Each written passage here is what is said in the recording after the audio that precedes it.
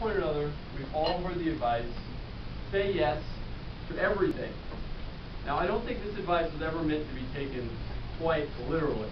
I don't think there's anybody out there who's going to suggest that you say yes to eating every donut that you find in the conference room, or say yes to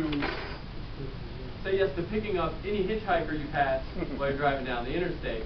And certainly, no one's ever suggested that you just say yes to drugs. But I think at the core, that advice has sound reasoning.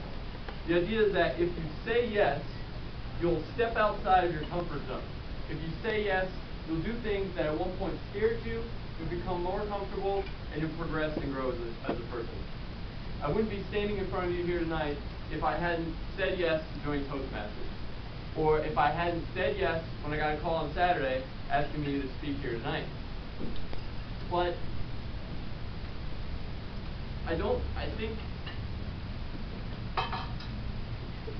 yes,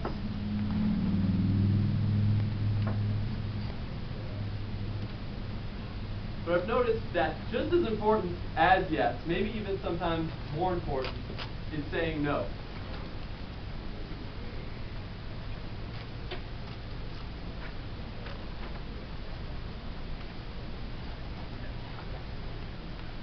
No is hard to say.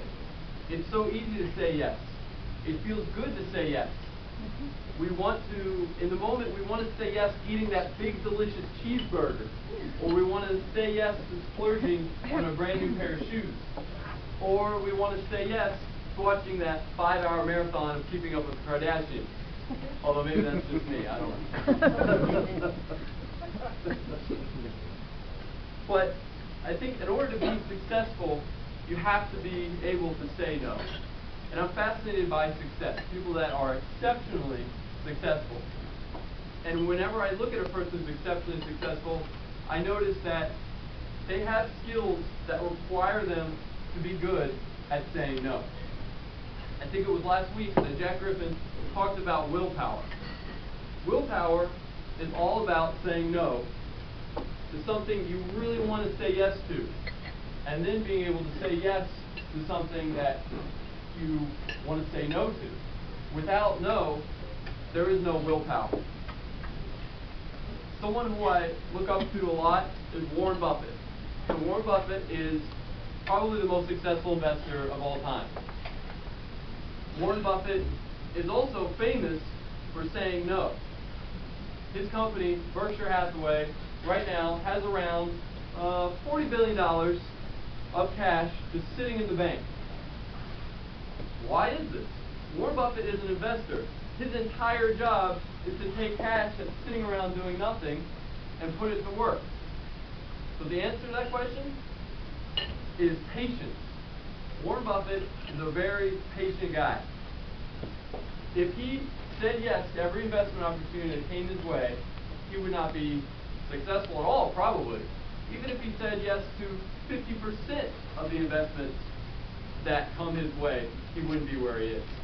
He has to say no more than 99% of the time, and wait, and be patient for that sliver of a percent when the investment is just right, and he then has that money to put it to work. Someone else, Jack Welch, famous CEO, former CEO of GE, is also famous for saying no. When he became the CEO of GE, he declared that if there was an industry that GE was a part of where they couldn't be number one or number two, he didn't want to be a part of that industry anymore. They would say no to it completely. And because of these changes, almost or more than 100,000 people lost jobs. This did not make Jack Welch a very popular person. But he knew that the company as a whole needed to focus on the things that they could do very well and say no to the things that they were either bad at or even somewhat good at, so they could use those resources towards the better things, the things that were making them the most money. Steve Jobs was mentioned earlier tonight, and Steve Jobs is another guy who's known for focus. When he became the CEO of Apple the second time, they had lots and lots of products. They had just tons of products. They had the Newton, all kinds of things. And when he came aboard, he said, we're only going to have a small handful of products that we're really going to focus on and make great. And then he came out with the iMac. And the iMac itself, just as a product, was very focused. It was one of the first computers on the market to say, we're not going to have a floppy drive at all. We're going to say no to that old technology and say yes only to the new technologies, which at the time was CD-ROM. So, no is a very powerful word. And you don't have to be a famous investor or a famous CEO to put no to work for you.